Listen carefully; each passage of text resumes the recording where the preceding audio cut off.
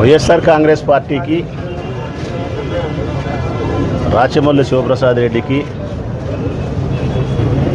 అత్యంత దగ్గరగా ఉండే వ్యక్తులు, నమ్మకంగా ఉండే వ్యక్తులు, మా జెండా పట్ల నా పట్ల విపరీతమైనటువంటి ప్రేమ కలిగిన వాళ్ళే ఈ కొండారెడ్డి కుటుంబము, సుధాకర్ కుటుంబము.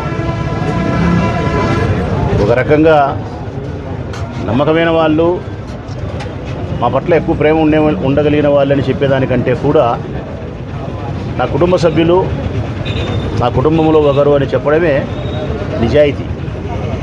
అది వారికి నేను ఇచ్చే గౌరవం కూడా. చిన్న ఆర్థికపరమైన కుటుంబాలు వీళ్ళవి. ఈయనేమో కూలింగ్ షాపు, ఇందులో సిగరెట్లు, కూలింగ్ షాపులు పెట్టుకొని నడిపేవాడు చాలా ఏళ్ళుగా పాత బస్ స్టాండ్లో. ఆయనేమో చిన్న బంకులో చిన్న ఏదో బేరింగ్ సామాన్లు అవి పెట్టుకొని బ్రతికేవాళ్ళు. దీని మీద ఇచ్చిన ఆదాయంతో వాళ్ళ కుటుంబంలో ఉండే మహిళలు కూడా ఏదో ఒక పని చేసుకొని అంతా కలిసి సంసారాన్ని పోషించుకోవాలి. అంత చిన్న ఆర్థికపరమైన కుటుంబాలు. ఇంత చిన్న కుటుంబాలు అయినప్పటికి కూడా నా పట్ల, మా జెండా పట్ల అంత ప్రేమ, అంత నిబద్ధత కలిగి గత 10-12 సంవత్సరాలుగా వైఎస్ఆర్ కాంగ్రెస్ పార్టీ ఆవిర్భావం నుంచి, నేను ఈ కాన్స్టిట్యున్సీకి లీడర్ అయినప్పటి నుంచి మా జెండా బట్టి నా ఇంట తిరుగుతున్నారు. ఇప్పటి వరకు ఒక్క రూపాయి కూడా నాతో వాళ్ళ ప్రయోజనాన్ని కూడా పొందలే. ఒక్క రూపాయి కూడా ప్రయోజనాన్ని కూడా పొందలే. ఎలక్షన్లు వచ్చినా క్యాన్వాస్ అయినా వాళ్ళు తిరుగుతారు, వాళ్ళ ఖర్చు వాళ్ళే పెట్టుకుంటారు. మళ్ళీ ప్రతి సంవత్సరము జగన్ జన్మదినానికి, నా జన్మదినానికి పురస్కరించుకొని కొండారెడ్డి వాళ్ళు అయితే ఈయన ఆంజనేయ స్వామి గుడి దగ్గర భోజనం పెడతారు. మీ అందరికీ కూడా తెలుసు. అంత గొప్ప విశేషం. అంటే అంత ప్రేమ ఉంది నా పట్ల కానీ, వైఎస్ఆర్ కాంగ్రెస్ పార్టీ పట్ల కానీ. మరి అంత ప్రేమ కలిగిన వ్యక్తులు, నా కుటుంబ సభ్యులకు సంబంధించిన వీధి 2 షాపులు మాత్రమే కాలడం అంటే ఇది ప్రమాదం అనుకోవాలన్నా, లేకుంటే పగతో ఎవరన్నా అగ్గిపెట్టారనుకోవాలన్నా? ఇక్కడ అడిగితే చుట్టుపక్కల వాళ్ళను ఎవరైనా అడిగితే ప్రమాదవశాత్తు సంభవించినట్టు లేదు. షార్ట్ సర్క్యూట్ అయితే కాదు, ఇది మీటర్. కరెంటు విద్యుత్ షార్ట్ సర్క్యూట్ అయితే ఇది డ్యామేజ్ కావాలా? కాదు. అది కాకుండా వేరేది ఏదైనా గ్యాస్ అంటే ఏం లేదు, బాగానే ఉంది. మరి ఇంకా గ్యాస్ వలన ప్రమాదం జరగక, కరెంటు వలన ప్రమాదం జరగక, పోనీ ఏదైనా వేడి వలన ఎండలకాలం కాబట్టి అంటుకుంది అంటే బోదగడ్డ అయితే కానీ అంటుకుంటుంది. బంకులెట్టు కాలుతాయి? దేశపూర్వకంగా ఎవరో వాళ్ళ మీద కోపం పెట్టుకొని, మీరు వైఎస్ఆర్ కాంగ్రెస్ పార్టీకి, రాచమల్లుకు అత్యంత ప్రేమగా ఉండారు కాబట్టి మిమ్మల్ని బాధ పెట్టాలా, ఇబ్బంది పెట్టాలా అనే కోపంతోనూ పగతోనూ ఉద్దేశపూర్వకంగా డీజిలో, పెట్రోలో, ఇంకొకటో ఏదో పెట్టో బట్టో గిట్టో పెట్టి కాల్చే ప్రయత్నం చేయడంలో భాగమే తప్ప, లేకపోతే ఏ ఒక్కదానికి ప్రమాదం జరగకుండా మా వాళ్ళ దానికి జరగడం అంటే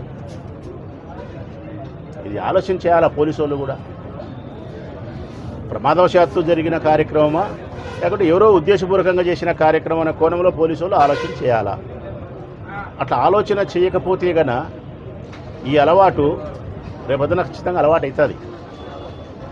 ఇంకోసారి విషయంలో ఇప్పుడు ఏడు జరిగింది, రేపొద్దున ఇంకో చోట వైఎస్ఆర్ కాంగ్రెస్ పార్టీకి సంబంధించిన వాళ్ళ ఆస్తులకు సంబంధించి నష్టం జరుగుతుంది. పోలీసు వాళ్ళు ఉదాసీనత ప్రవర్తిస్తే, ఆ కోణంలో విచారణ చేయకపోతే గన ఇటువంటి కార్యక్రమాలు ఎవరి వార్డులలో, ఎవరి వీధులలో వాళ్ళకి సరిపోల మీద చేస్తుంటారు. మనకేం కాదులే, మన పార్టీ అధికారం ఉంది, తెలుగుదేశం అని చెప్పి చేస్తారు.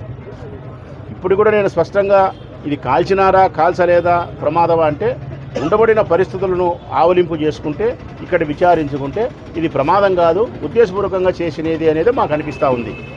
అది అవునా కాదా అని ధృవీకరించాల్సినది పోలీసులు.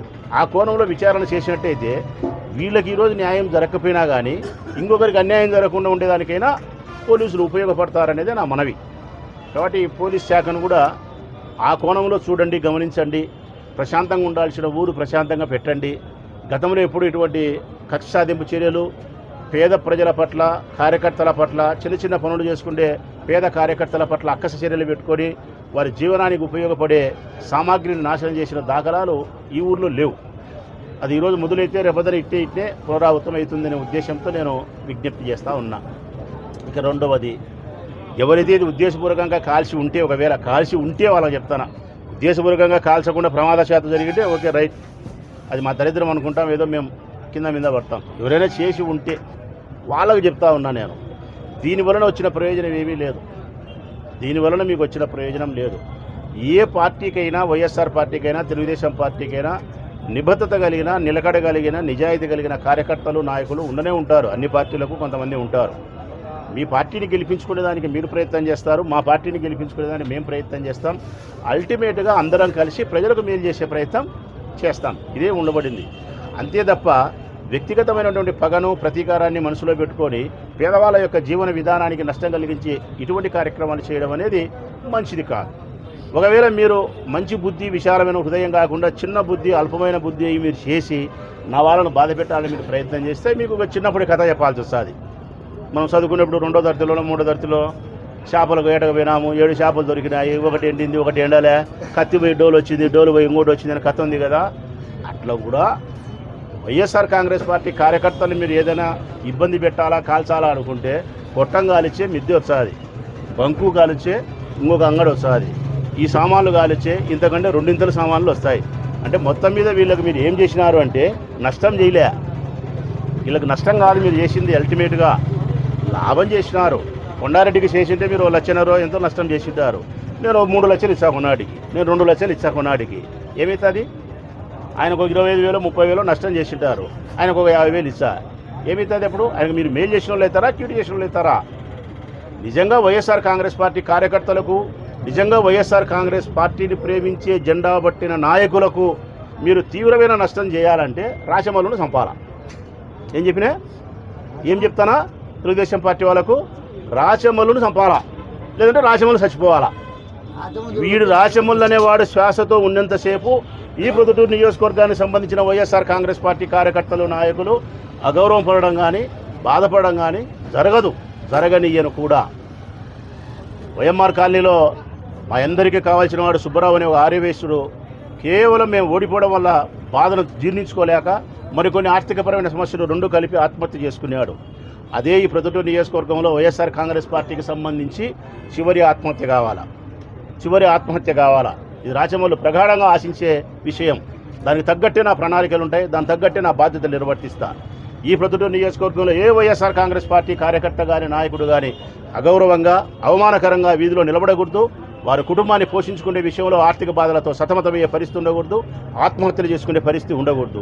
ఇటువంటి కార్యక్రమాలు ఎవరు కల్పించినా కూడా రాచమల్లు తప్పనిసరిగా వైఎస్ఆర్ కాంగ్రెస్ పార్టీ కార్యకర్తలను సంరక్షించుకుంటాడు. ఏ కుటుంబాన్ని ఇబ్బంది పడకుండా చేయగలుగుతాం. వీళ్ళు కూడా చెప్తాను. ఇప్పుడు మహా అంటే నాకు 1 లక్షన్నర ఎంతో మీరే చెప్తున్నారు, నష్టం జరిగింటే 2 లక్షలు జరిగింటుంది. ఇప్పుడు నేను చెప్తాను కదా, కొన్నాడికి 2 లక్షలు ఇస్తున్నాం, ప్రకటిస్తున్నాం. కొన్నాడికి 2 లక్షల రూపాయల ఆర్థిక సాయం చేస్తున్నాం.